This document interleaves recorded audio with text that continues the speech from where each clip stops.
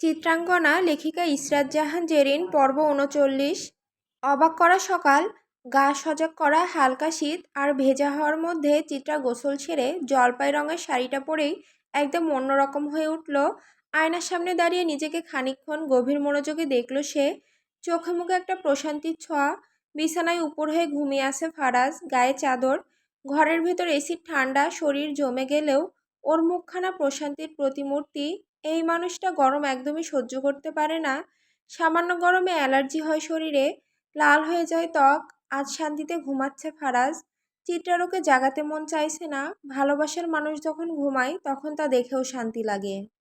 ঘরের অগোছালো দশার দিকে তাকিয়ে চিত্রা একটু বিরক্ত হলেও নিজের ভেতরে স্নিগ্ধ ভালোবাসায় আবারও নরম হয়ে যায়। কাল কিশোরগঞ্জ ফিরতে হবে। এই শহর, এই বৃষ্টি, এই রঙিন দিন পেছনে ফেলে যেতে হবে। এই শহর চিত্রাকে অনেক কিছু দিয়েছে, ভালোবাসা, অনুভব আর এক নতুন জীবন। চিত্রা বারান্দায় গিয়ে দাঁড়ায়। সামনে বিস্তৃত বাগানটা চোখে পড়ে।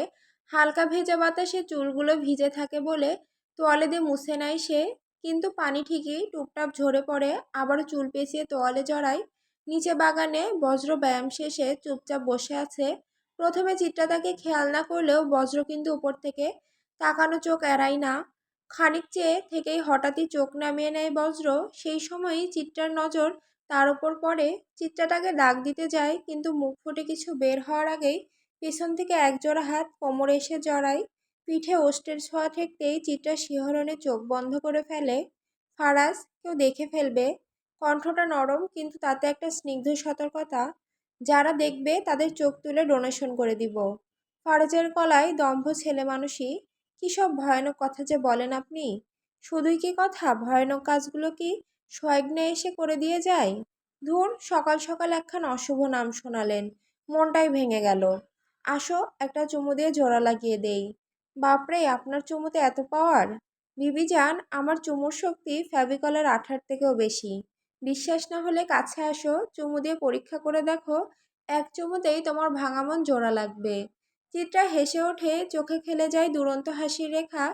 মাইরি, এভাবে বলছেন মনে হচ্ছে ফুটপাতের কোণে বসে চুমু দিয়ে ভাঙা মন সারানোর ব্যবসা করতেন আগে। না করিনি, তবে বউ তুমি বললে শুরু করতে পারি। তোমাকে বিয়ে করার পর যাদের হৃদয় ভেঙেছি, সার্ভিস তাদের দিয়ে শুরু করব। চিত্রা কিছু বলার আগেই ফারাজ তাকে নিজের দিকে টেনে নেয়। ঠোঁটে ঠোঁট চেপে শক্ত একটা চুমু দিয়ে সবটা বুলিয়ে দেয়। সকল শব্দ মুছে যায়, শুধু থাকে স্পর্শের ভাষা। বজ্র সেই দৃশ্য দেখে মুখ ঘুরিয়ে নেয়। দুই হাত মুঠো করে ফেলে, কপালে শিরা ফুলে ওঠে। চোখের কোণায় জমানো আগুন গিলে ফেলে সে। বজ্র একটা ঢোক গিলে আওড়ায়, যেই ফুলকে ধ্বংসের জন্য এত আয়োজন, সেই ফুলের মালি কিন্তু আমি। ফুল ছেঁড়ার আগে মালির মুখোমুখি হওয়ার প্রবাদটা ভুলে গেলি? ঘুম ভাঙতেই অভ্র বুঝতে পারল সে নিজের বিছানায়। তবে এমন কিছু একটা দেখে যার ফলে তার শরীর কেঁপে ওঠে। মুখের সামনে দুটো পা। ভ্রু কুঁচকে চোখ কষলে তাকাতেই যেন চোখ দুটো গর্ত থেকে বেরিয়ে আসতে চায়। এটা তো আয়েশার পা। অভ্র এক লাফে উঠে বসে। এই মেয়ে, ঠ্যাং তোলার জায়গার এত অভাব ছিল যে আমার মুখটাই পছন্দ হলো। আয়েশা চমকে উঠল চেঁচানোর শব্দে। এলোমেলো চুল আর ভ্যাবাচাকা মুখ নিয়ে তাকালো অভ্রর দিকে।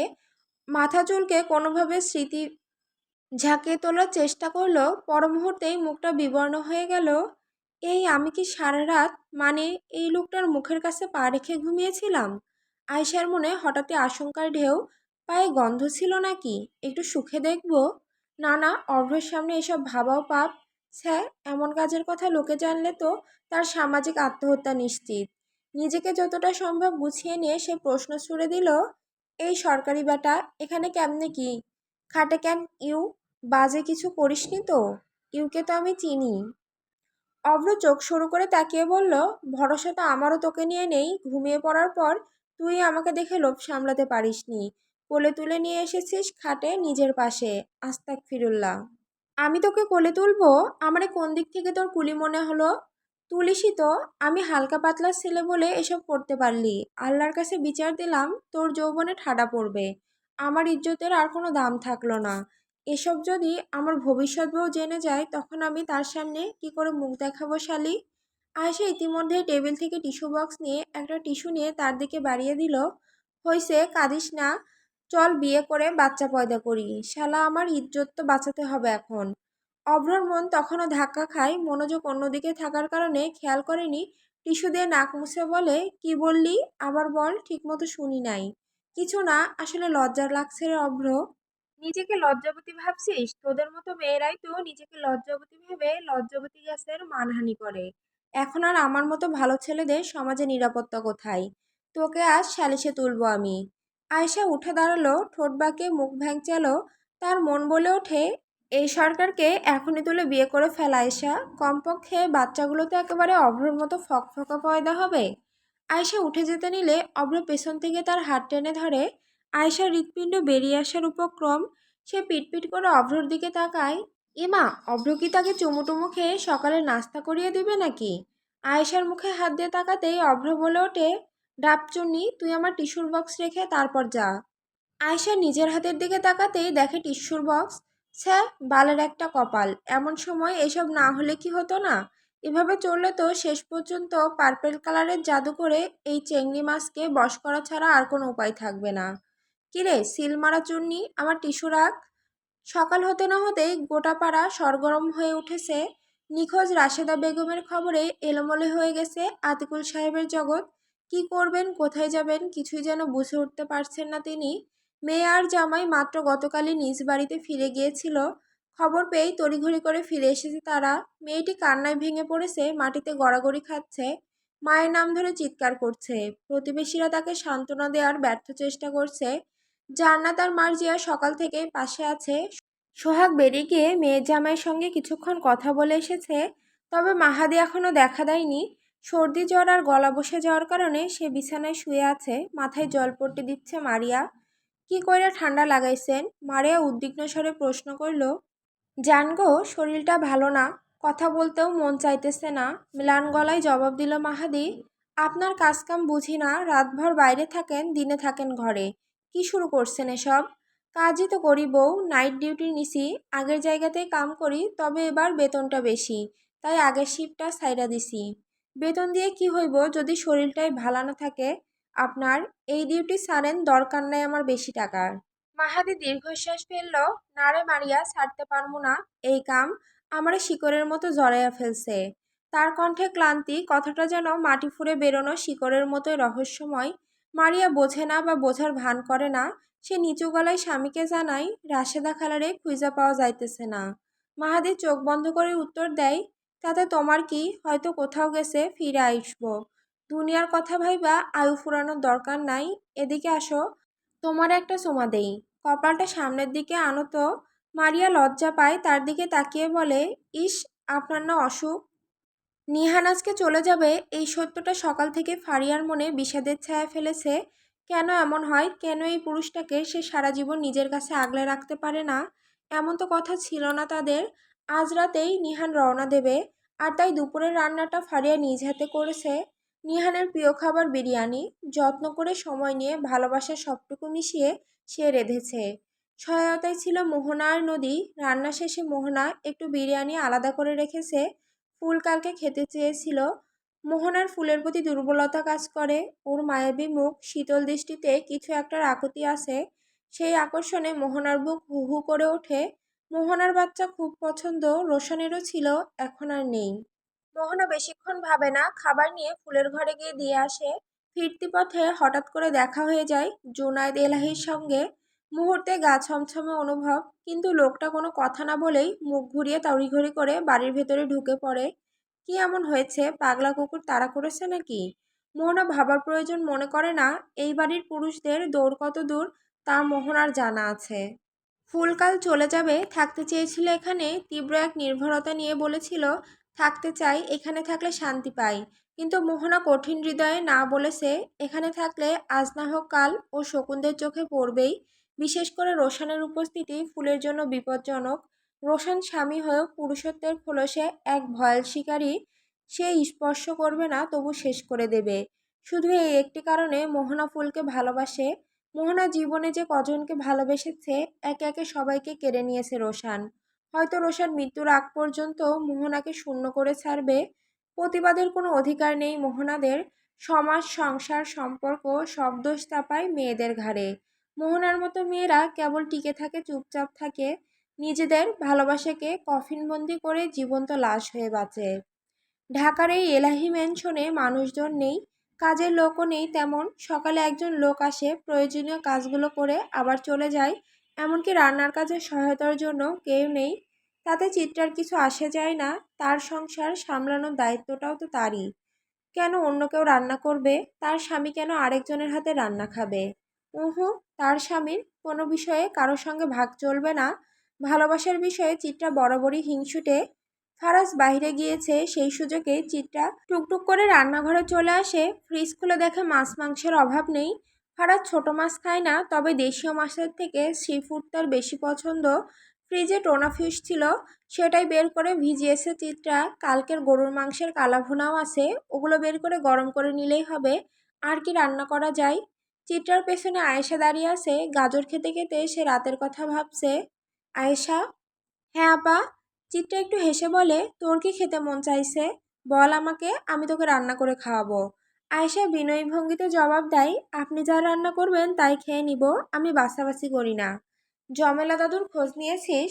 যে, এত সম্মান দিয়ে কথা বলতে হবে না, আমি তুই সমান বয়সী। থাক গা, ভাই শুনলে নারাজ হবে। ফারাজকে ভাই বলে ডাকিস, কিছু বলে না? সামনাসামনি দেখা হইলে অ আ দিয়ে বুঝিয়ে দেই, সম্বোধন করি না। কিন্তু কেন গো আপা?